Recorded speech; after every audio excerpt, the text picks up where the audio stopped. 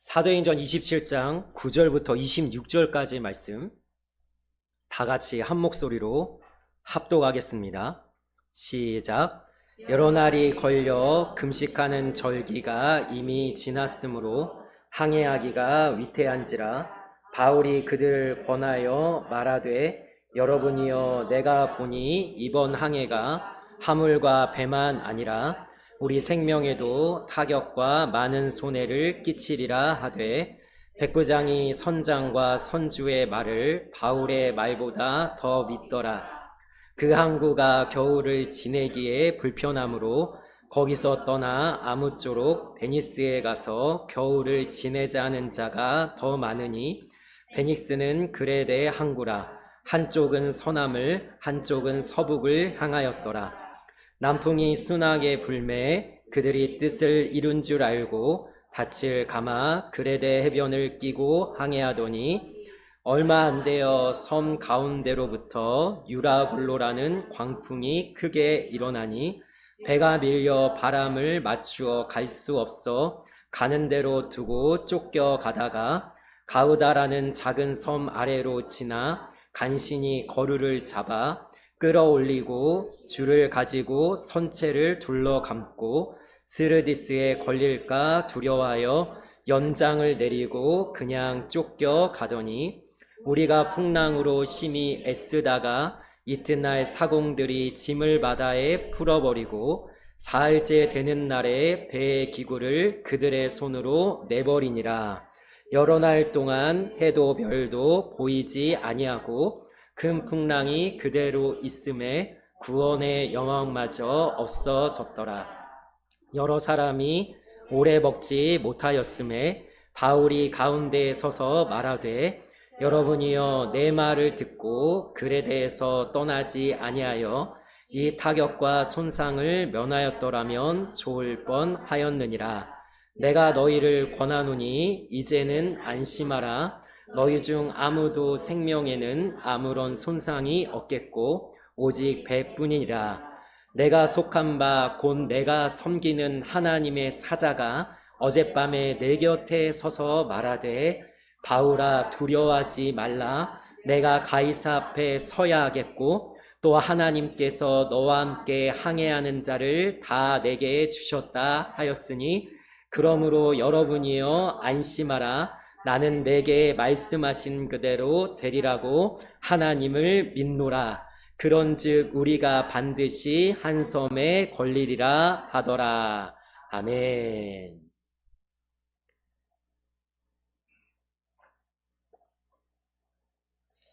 우리가 주일 예배 때마다 사도행전을 1장부터 쭉 살펴보고 있습니다. 거의 이제 막바지에 왔습니다. 27장. 28장에 끝나는 사도행전, 지금 27장을 살펴보고 있는데요.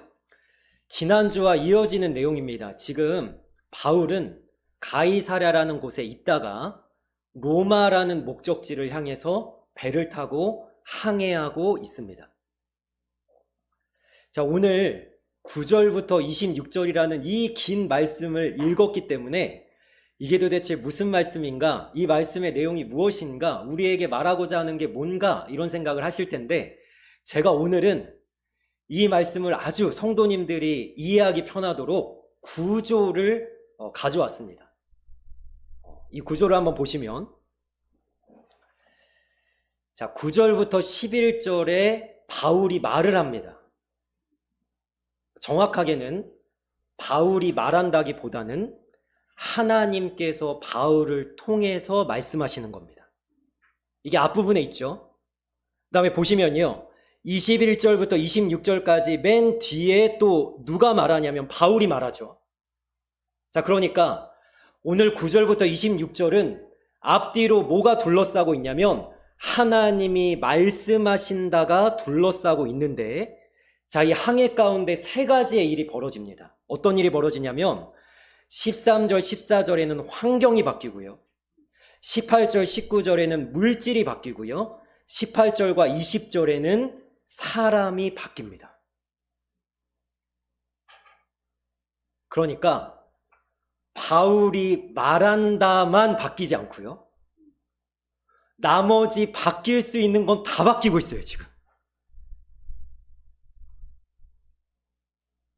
그런데 제가 지난주에도 말씀을 나눴지만 이 바울이 지금 항해하는 이 장면은 우리의 인생과도 같습니다.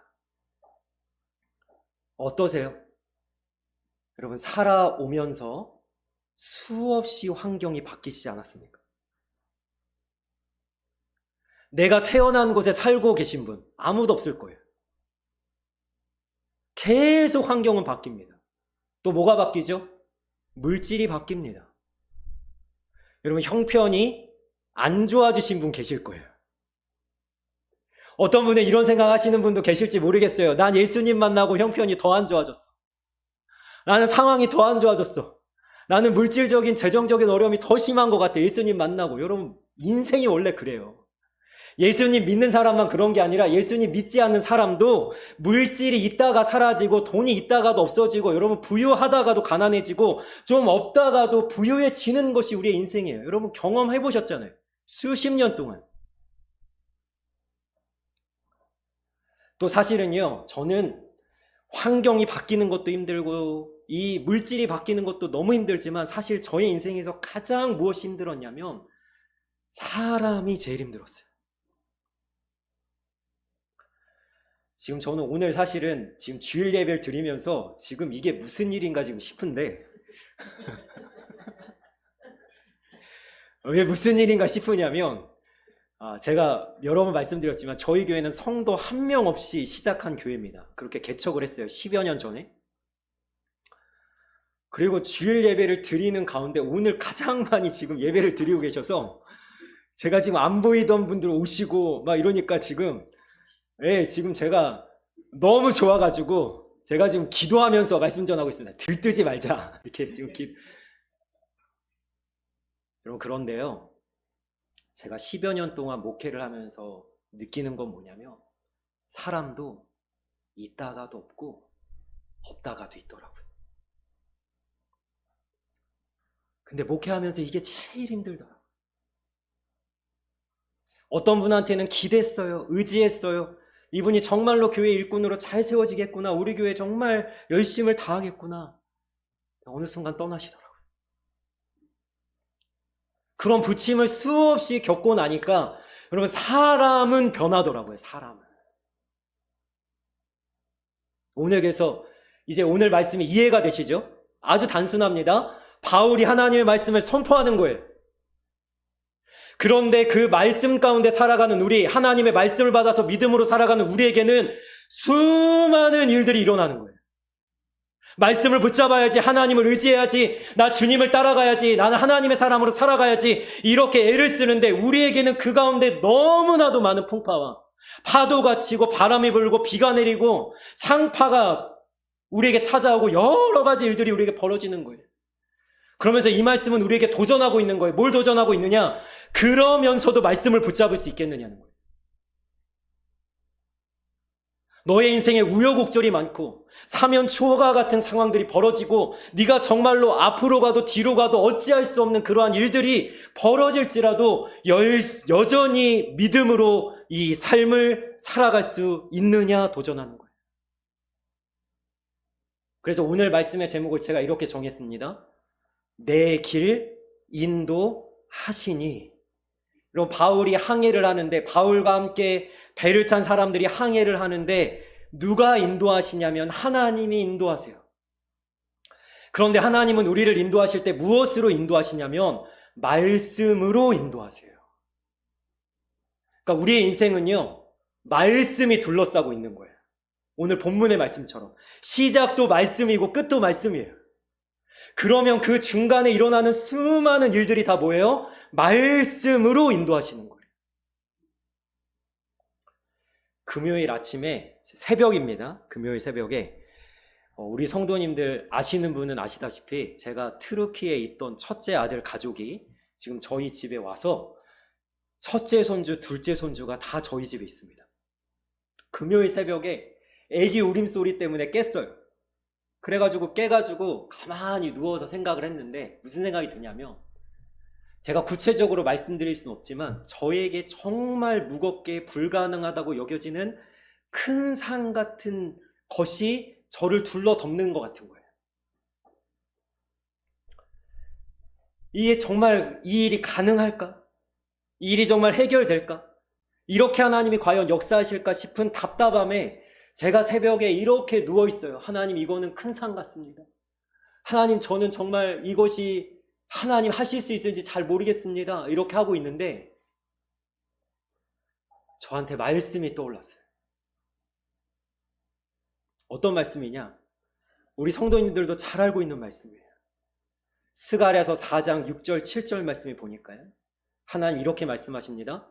이는 힘으로도 능으로도 되지 아니하고 오직 하나님의 영으로 되느니라. 여러분, 이것이 그 다음 절과 연결되는 걸 보셔야 돼요. 큰 산아, 내가 스룹바벨 앞에서 무엇이냐? 그 앞에 평지가 되리라. 여러분, 이 스룹바벨은 어떤 사람이냐면 바벨론의 포로로 끌려갔던 이스라엘 백성들이 다시 포로에서 귀환할 때 이 성전을 다시 짓는데 가장 앞장선 사람입니다. 혈통으로는 다윗의 후손이에요. 그런데 이 스룹바벨이 포로에서 끌려갔다가 돌아온 이 이스라엘 땅은요, 너무나 황폐하고요. 성전을 다시 재건해야 되는데 도대체 아무것도 없는 거예요. 그런데 하나님 말씀하시는 걸 성전을 재건해라, 성전을 지어라 라고 말씀하시는 건데 스룹바벨이요, 힘이 다 빠져요. 이것이 큰 산 같아요. 도저히 불가능할 것 같아요. 그런데 하나님 말씀하시는 거, 이것은 너의 힘으로 하는 것이 아니라, 너의 능으로 하는 것이 아니라 나의 영으로 말미암아 되느니라. 큰 산아 스룹바벨에서 네가 무엇이냐? 평지로 내가 만들어버릴 것이다. 제가요, 그 금요일 새벽에 소리 내면서 찬양할 수는 없지만 제가 그 새벽에 홀로 마음속으로 부흥회를 혼자 하는 거예요. 하나님을 막 찬양하고 경배하기 시작했어요. 여러분, 우리의 인생에 아무리 큰 산 같은 일이 벌어지고 불가능할 것 같고 이건 해결되지 않을 것 같은 상황이 벌어져도 하나님은 그것을 평지로 만드실 수 있는 줄 믿습니다. 할 수 있거든이 무슨 말이냐? 믿는 자에게는 능치 못함이 없느니라. 사람으로서는 할 수 없으되 하나님으로서는 다 하실 수 있느니라. 너에게 겨자씨만한 믿음이 있을지라도 이 산더러 바다에 던지우라 하면 그대로 되리라. 여러분, 하나님의 능력에는 의심의 여지가 없어요. 하나님에게 문제가 없다고요. 누가 문제냐면 나의 믿음이 문제인 거예요. 여러분, 예수님이 눈먼 자를 눈뜨게 하고 혈루병을 고쳐주고 중풍병자를 일으켜주면서 동일하게 하시는 말씀 뭔지 아십니까? 내 믿음대로 되었느니라. 여러분, 하나님의 능력에는 무제한이거든요. 그럼 내가 그 하나님 믿기만 하면 되는 거예요. 그런데 이게 안 되는 거예요. 하나님이 안 믿어지는 거예요. 경험했고 기적을 우리가 체험했고 하나님이 놀라운 일을 해주셨는데도 불구하고 우리는 여전히 하나님을 잘 믿지 못하는 거예요. 그래서 우리에게 있어서 하나님을 향해서 하는 최고의 간구는 내게 믿음을 주소서예요. 자, 오늘 말씀을 조금 더 디테일하게 우리 들어가 봤으면 좋겠습니다. 자, 우리의 인생이 어떠한지 한번 봅시다. 우리 13절과 14절 같이 한번 읽겠습니다. 시작.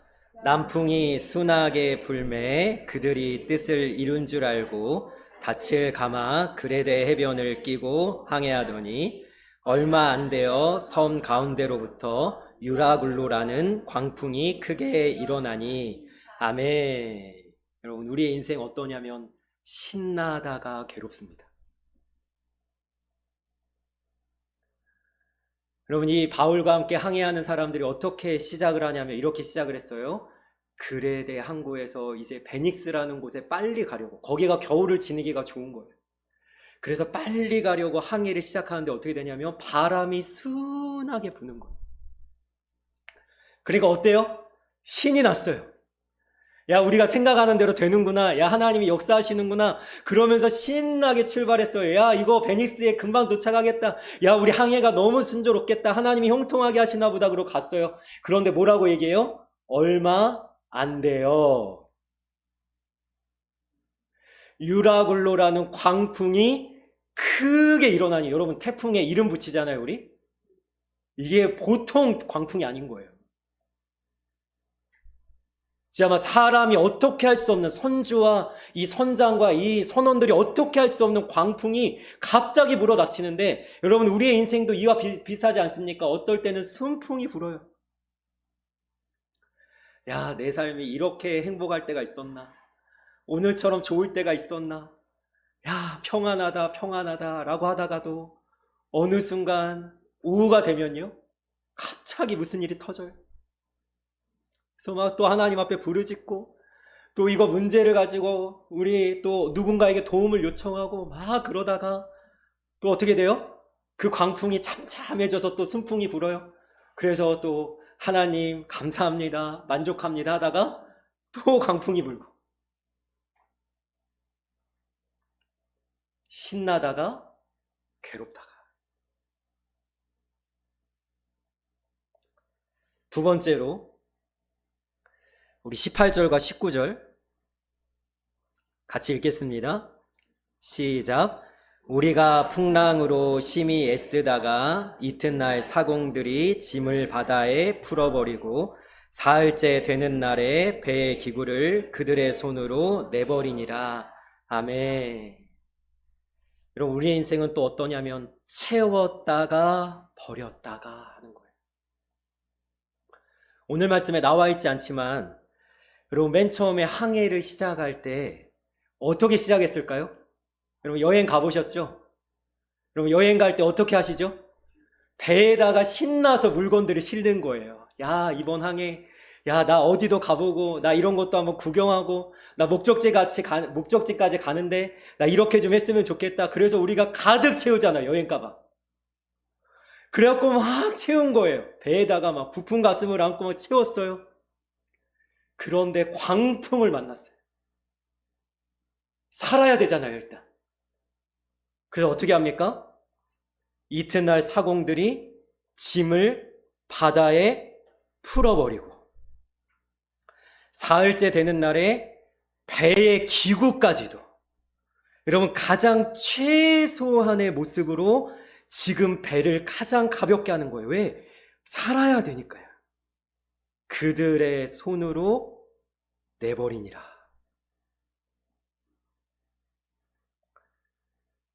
우리는요, 사실 배 타고 항해하는 일 별로 없어요. 그런데 우리의 인생의 바람은요, 뭐냐면 경제적인 것에서 올 때가 많아요. 어떨 때는 풍요롭기도 하지만, 어떨 때는 너무나 비천함에 우리가 빠질 때도 있어요. 여기 우리 성도님 중에는 사업도 해보신 분이 계시고, 그러다가 쫄딱 망해본 적도 있고, 예전에는 부유하게 살았지만 지금은 예전에 비해서는 초라하게 살고 계신 분도 계십니다. 여러분, 채워졌다가도 비워지는 것이 인생이더라고요. 근데 오늘 예배를 드려보니까 비워졌다가도 채워지는 일도 있을 거예요. 우리 성도님들이 지금 깜짝 놀랄 거예요. 지금 예배 드리시다가 지금 깜짝 놀라신 것 같아요. 그럼 인생이 그렇습니다. 나의 삶에, 여러분, 그런데 한 가지 중요한 것은 뭐냐면 물질에 내 만족이 오지 않더라고요. 여러분, 가만히 한번 생각해 보세요. 부유할 때가 더 행복하셨어요? 아니면 좀 없을 때가 더 행복하셨어요? 그래도 부유할 때가 행복하셨어요? 여러분, 많은 사람들이 그런 고백을 하더라고요. 나는 그때가 더 좋았던 것 같아요. 여러분, 만약에 부유함에서 우리의 만족이 온다면 왜 재벌들이 자살을 합니까? 왜 연예인들이 자살을 합니까? 저는 제 인생을, 짧지 않은 인생이지만 한번 제 인생을 돌아볼 때 여러분, 저의 삶은요, 이 어떤 풍요로움과 가난함에 저의 만족이 달려있지 않더라고요. 제가 좀 긍정적이긴 해요. 긍정적이긴 해서 아무리 최악의 상황이 와도 이게 웃으려고 하고 그걸 극복하려고 애를 쓰긴 하거든요.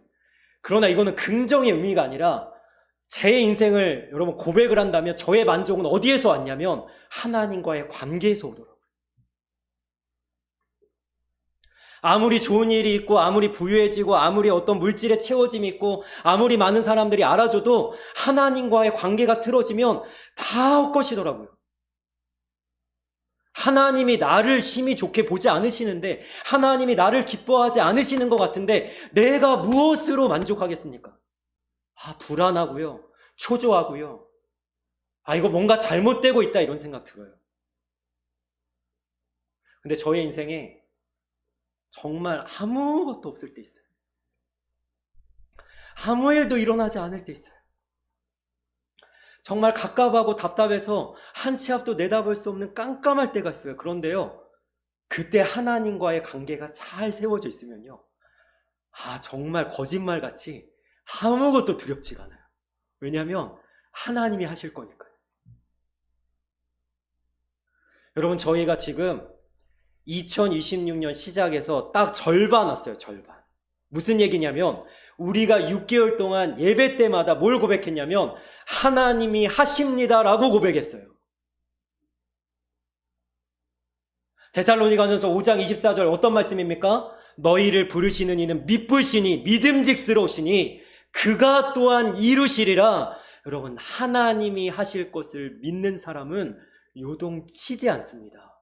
내가 하는 게 아니라 하나님이 하실 거니까.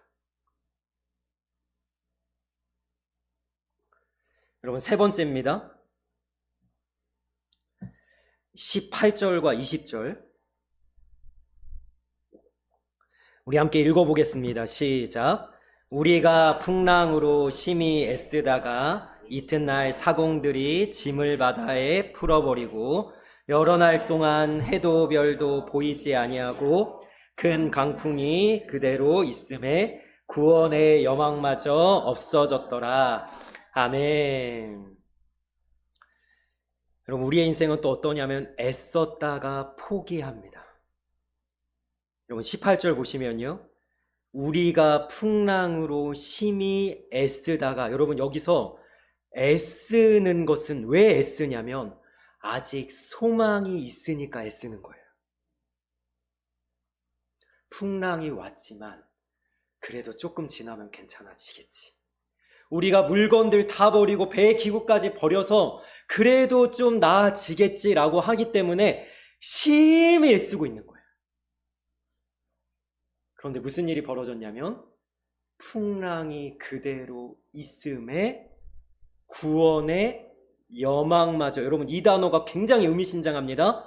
구원의 소망마저라고 말하지 않고 뭐라고 얘기하냐면 여망이라는 건 뭐냐면 그나마 남아있던 소망마저 없어졌습니다. 우리가 소망을 잔뜩 품고 시작했다가 그 소망이 완전히 사그라지는 때가 있어요. 부푼 가슴을 안고 우리가 첫걸음을 내디뎌요. 예수님 믿으면 복을 받겠지, 예수님 잘되게 해주시겠지, 그러고 시작을 했어요. 여러분, 제가 신앙의 걸음에 대해서 한 문장으로 말씀드리지 않습니까? 우리는 꽃길만 걷지 않습니다. 그럼 우리의 믿음의 삶은 만만치 않은 걸음이에요. 그러니까 우리는요, 세상적인 것에 소망을 둬서는 안 돼요. 오직 소망을 주님께 둬야죠. 그래야 흔들리지 않을 수가 있어요. 소망을 가득 품고 심히 애쓰다가 이제 여망이 사라졌어요. 근데 여기서 우리가 주목해야 될 단어가 있습니다. 여러분, 20절 말씀 다시 한번 읽어보겠습니다. 20절 말씀 읽습니다. 시작. 여러 날 동안 해도 별도 보이지 아니하고 큰 풍랑이 그대로 있음에 구원의 여망마저 없어졌더라. 아멘. 여러분, 이 말씀을 주목하셔야 됩니다. 그대로 일까봐 두려운 거예요. 여러분, 왜 가난 때문에 사람들이 심령이 상하는지 아세요? 내가 이것을 극복할 것 같다는 마음이 들면 여러분, 가난 정도 돌파할 수 있어요. 열심히 돈을 버는데 여러분, 뭐가 두렵냐면 이 가난에서 벗어나지 못할까봐 극단적인 생각하는 거예요. 우리의 인생을 가장 힘들게 만드는 게 뭐냐면요, 까봐예요. 까봐. 여전히 그 문제는 해결이 안 될까봐, 이 병은 도저히 안 나을까봐, 주님께 갖고 가도 이것은 도저히 해결이 안 될까봐, 여러분, 이것 때문에 우리가 요동치는 거예요. 하나님이 이것을 반전시켜주고 바꿔주시고 역전시켜주시고 이것을 해결해 주실 것을 믿어야지 되는데, 여러분, 몇 개월 동안 변하지 않았다고, 몇 년 동안 하나님이 일하시지 않는 것 같다고, 하나님은 도대체 하시고 있는 일이 무엇이냐고 우리가 따져가면서 하나님 아무런 변화가 없으니 나는 관두겠습니다 포기하는 영혼들이 얼마나 많습니까? 그대로 있을까봐 이 사람들이 물건만 내버린 게 아니라 뭐도 버렸어요? 소망과 여망도 다 내버린 채 식음을 전폐하고 먹지 않고 그냥 포기한 상태로 주저앉아 있는 거예요. 여러분, 이때 기억하셔야 될 것이 뭐냐면, 우리가 어떤 상태에 있든 어떤 마음에 있든 어떤 상황 속에 있든 하나님은 우리에게 말씀하신다는 사실이에요. 10절 말씀 같이 읽겠습니다. 10절 말씀 시작.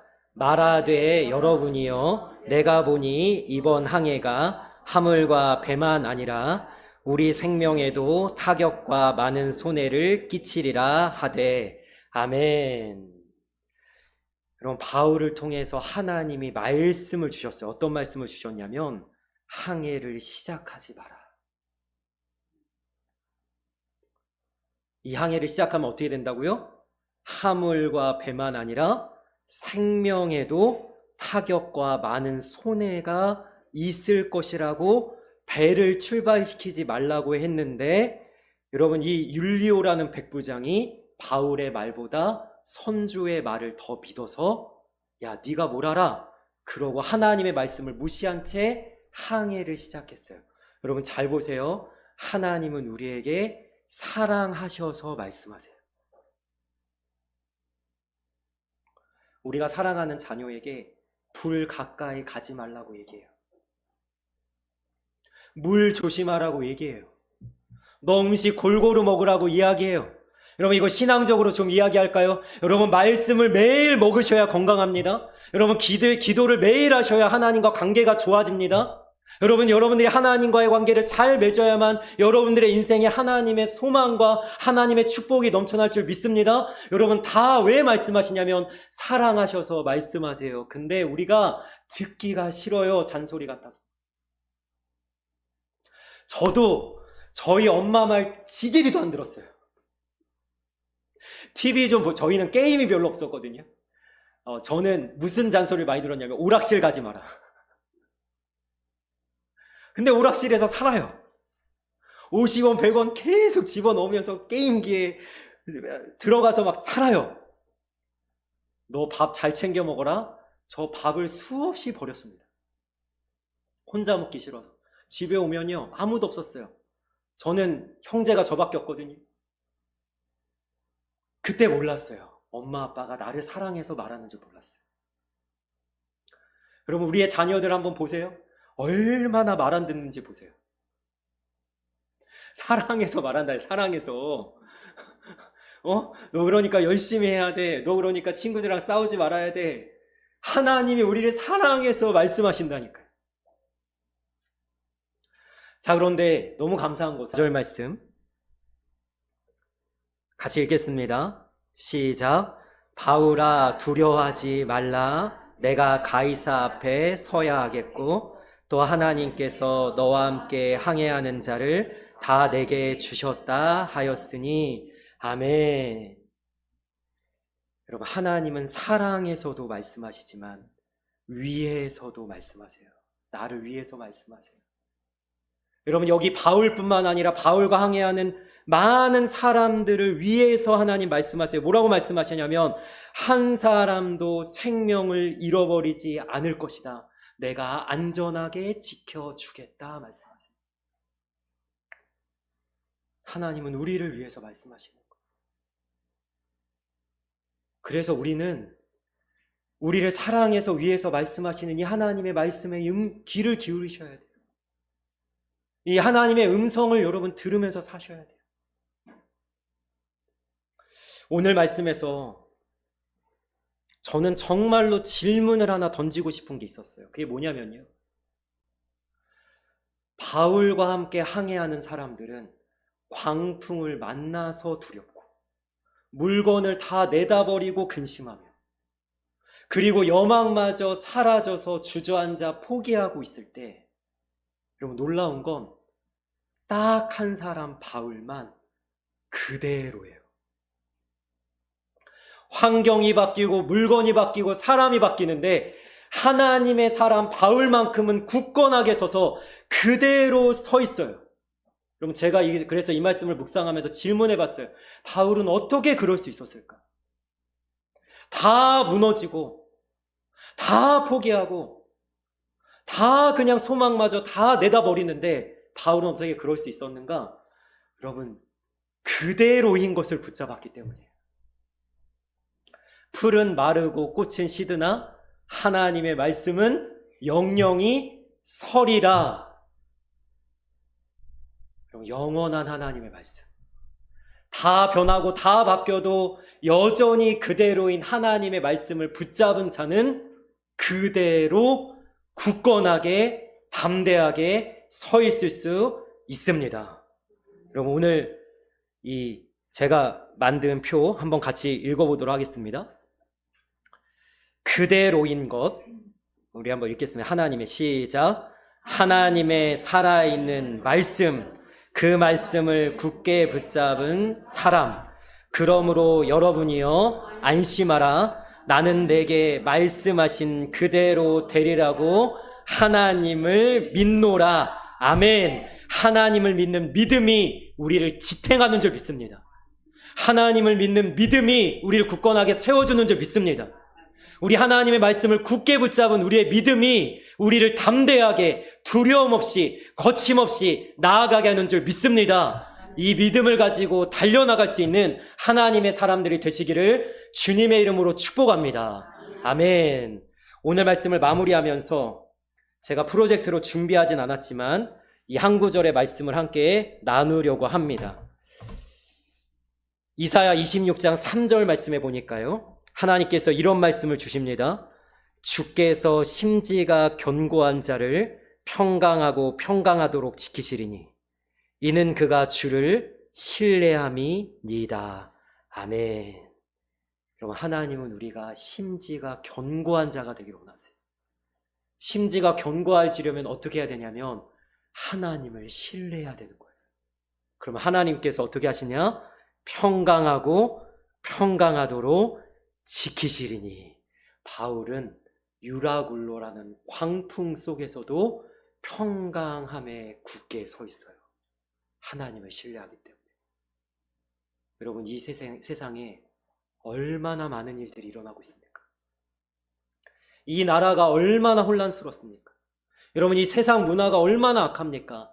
여러분, 정말 광풍에 비할 바 없는 너무나도 많은 여러분 일들이 일어나고 있는 이때에 여러분, 우리 믿음의 사람은 하나님을 굳게 붙들고 심지가 견고한 자가 되어서 이 광풍 같은 세상 속에서도 굳건하게 서 있는 담대한 믿음의 사람들 다 될 수 있기를 주님의 이름으로 소망하며 축원합니다.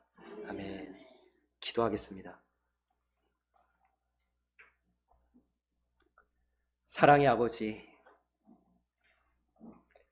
이 세상의 수많은 일들 가운데서도 우리를 사랑하셔서 말씀하시고 우리를 위해서 말씀하시는 하나님을 신뢰함으로 심지가 견고한 자가 되어 바울처럼 담대하게 이 믿음의 삶을 나아가 승리할 수 있도록 우리를 붙잡아 주시고 우리를 세밀하게 인도하여 주옵소서.